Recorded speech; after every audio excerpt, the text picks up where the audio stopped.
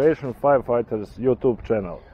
Danas su nam domaćini javna vatrogasna postrojba grada Gospića.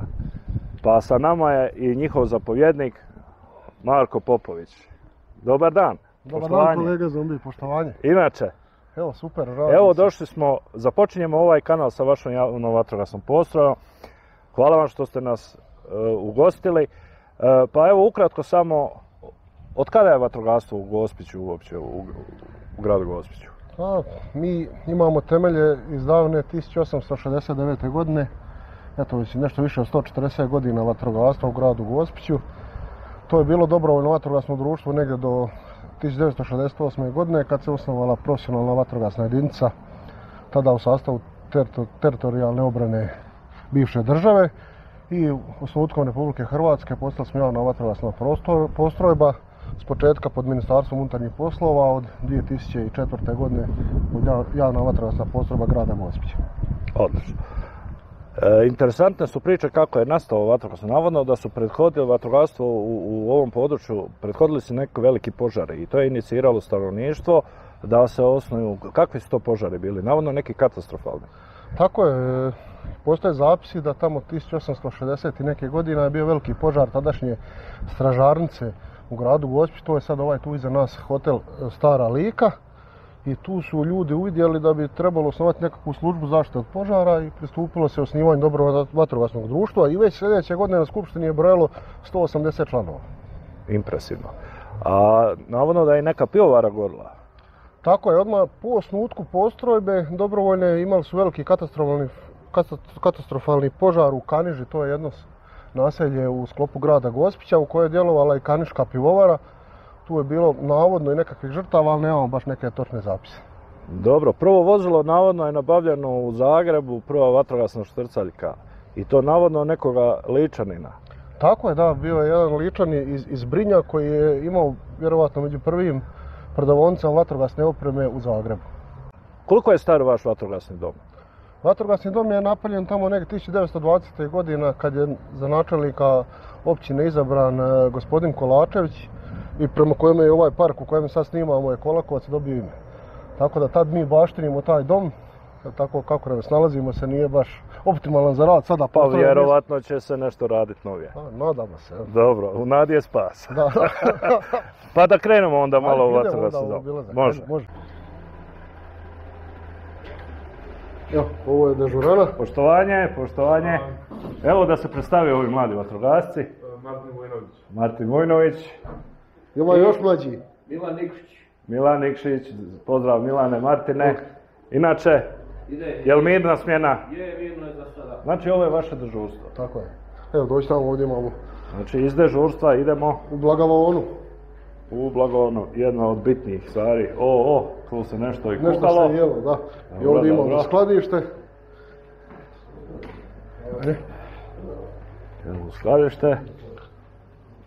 Tu sad ima razne opreme, guma, što ne koristimo svakodnevno, pa tu nam stoji. Sve je to blizu jer je malo prostora, ali tako? Tako je. Pa idemo sad dalje. Dođi, molim te.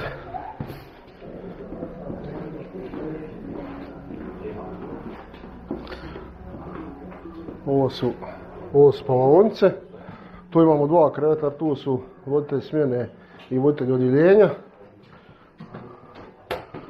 Imamo ostatak ekipe. Malu spavaonu isto sami smo napravili sve. S obzirom da se povećao broj ljudi, onda morali smo nekako naći neki smještaj za te sve ljude. Pa aj zombi, idemo dalje. Jedna garaža. Tu su nam dva šumara. Znači tu su vozila za... ovo je nešto novo. Ovo je sufinancirana upravo sredstva Europske unije putem Ministarstva unutarnjih poslova. To smo dobili lani baš za Dan Svetog Florijana. Napravit ćemo jednu reportažu o ovome vozlu. Nema problema. Ovdje je staro šumsko vozilo iz 1997. godine. Ovo je podnijelo najveći teret ovih naših intervencija na otvorenom prostoru od kad je postrojeno, definitivno. Dobro, idemo dalje. Znači ovo je jedan dio garaže, a onda druge garaže su odvojene na drugom mjestu. Idemo sad gore na katu. Ovdje imamo jednu terasu, lijepu sa pogledom na park Kolakovac. Prekrasno. Da, ovo je stari objekat, on je rađen na starinski. A tu su bile zabave, vatrogasne plesnjaci. To je bilo središte kulturnog života i zabavnog u tadašnje vrijeme tamo. Prekrasan pogled na park Kolakovac.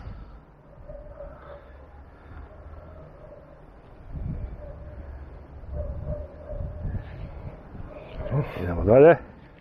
Ajmo dalje. Ovdje je moj ured. Ovdje je ured zapovjednika. Da.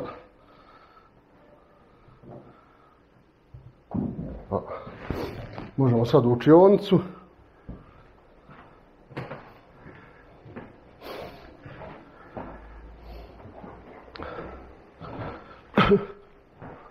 Ovdje nam je učionica. Teretana. Tu imamo razne opreme, nešto smo dobili donacija, nešto sami napravili, nešto smo kupili i tako tu dečki održavaju tjelesnu spremu.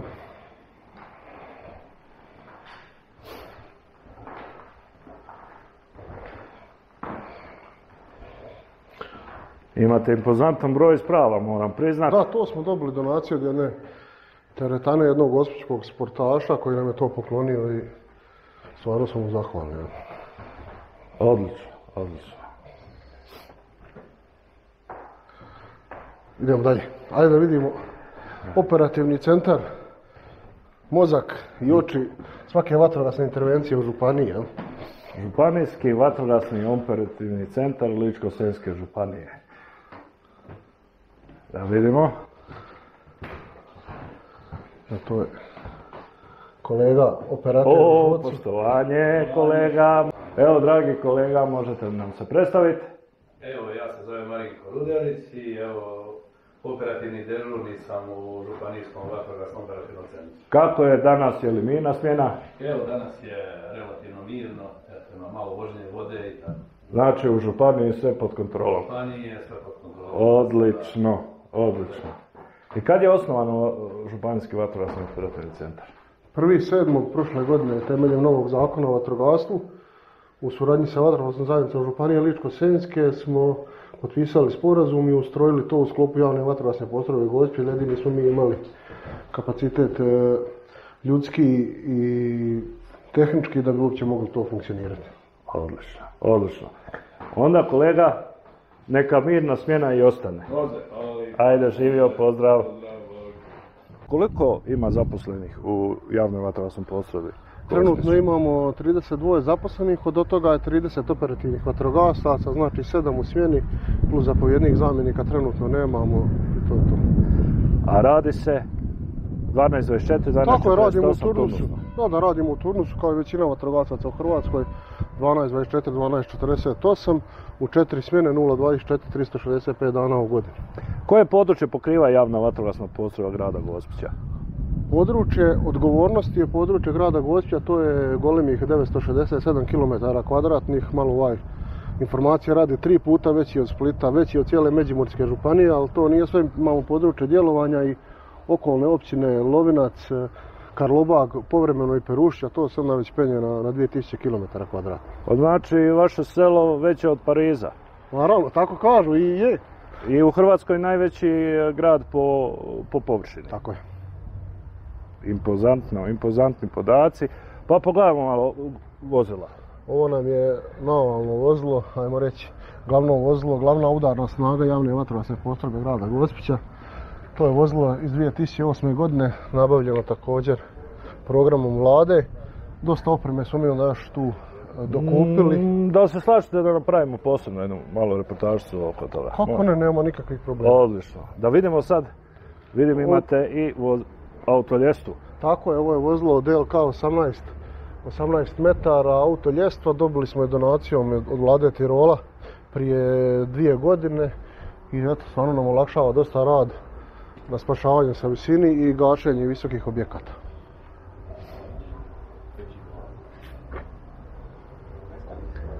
Pozdrav kolegama u Tirolu. Da, hvala im. I zahvaljujemo im se na ovoj vrijednoj donaciji. Onda imamo iza autocisternu sa 8000 litara vode. To smo sami kupili 2015. godine. Tako to, prije toga smo imali dvije stare cisterne, jednu smo donirali u dobrovoljno vatrogasno društvo Pazarišta, isto na području grada Gospića, a drugo je iza garaža, pa ćemo još pokazati. Dobro.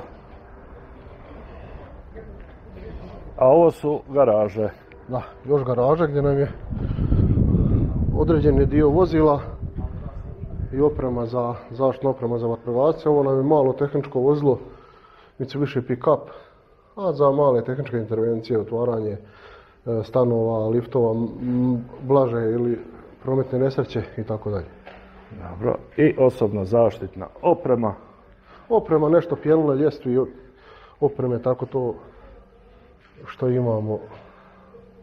Zamijetio sam jedan detalj, a to je da imate vatrogasne kacige hrvatskog proizvođača.